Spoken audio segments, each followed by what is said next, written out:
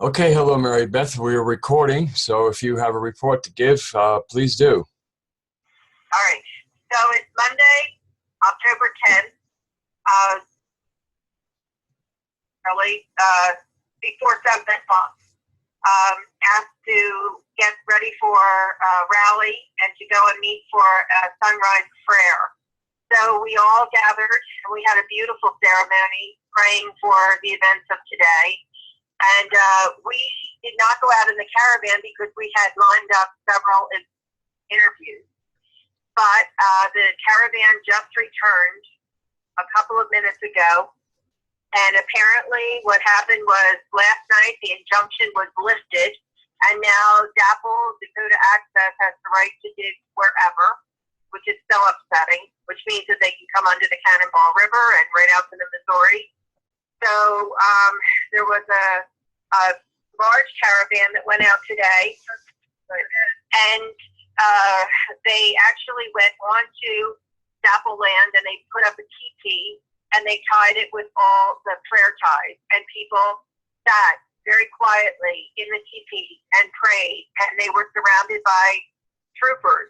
And one of the journalists who was there said that it was quite because a lot of the troopers had their hand on the poles of the teepees with their heads bowed as they were praying.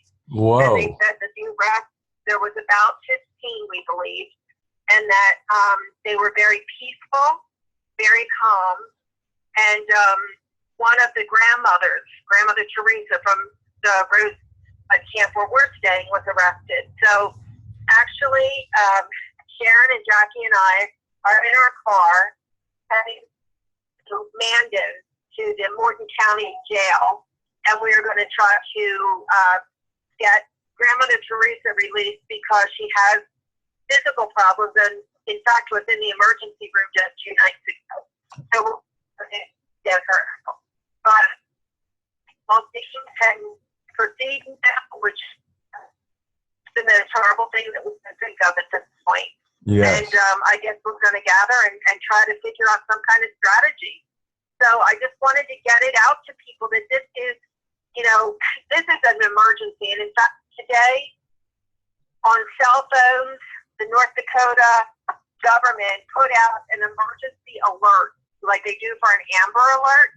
And it said that Route 6 was closed due to the protesters of DAPL, which all that is doing is trying to, anger people who live here, because that is a main route, and for them not to be able to travel that route, of course, would turn them against, the protesters. But the fact is, the protesting isn't done on Route 6. It's very far west of there. We go back onto these dirt county roads for miles and miles and miles to get to where these sites are. So, travel there. Yeah, and then they said, 1806, which is the only other main road, they said is open for now. So, it's just such misinformation and one-sided. And I'm going to be putting up some footage from a photographer, a professional photographer journalist who's here. And as soon as he gets that uploaded, I'll put it out and you can put it on your site as well. But that's what's going on here. It's a very upsetting day. I'm sure we're going to gather for prayer. And at this point, we just did a interview with the gentleman here who is in charge of the sacred fire. He does the prayers, he does the sweats, he does the tanupa. I mean, he's a very prayerful man, and he just got done telling us that the message that he just received from the spirit world while he was in the sweat was that the black snake is already in the river, and that this is the time. We either stop it or this is the end for all of us. Oh. So it's just, I don't know how to tell people how important this is, but they've got to get involved in this.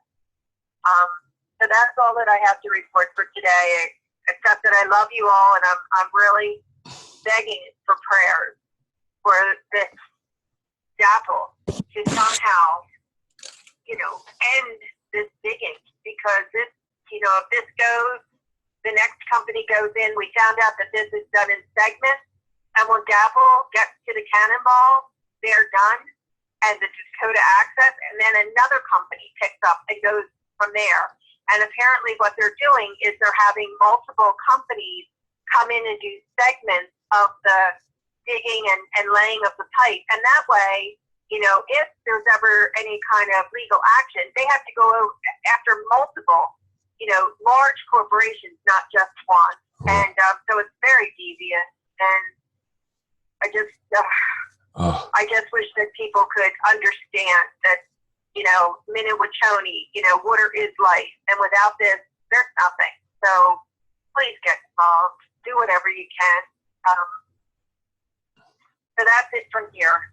All right. Well, thank you, Mary Beth. Not very uplifting news, but it, again, maybe if we could just get enough prayers or enough people involved, we cannot accept this as fate. No, this is not acceptable on any level. Make sure I know it's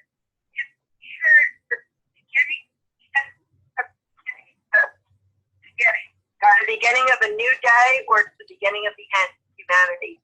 People are going to have to step up and choose. Well said. All right. Thank you very much, Radagast. Okay. We'll call in and hear something else. Thank you. Thank you, Mary Beth. Okay. Bye-bye. Bye.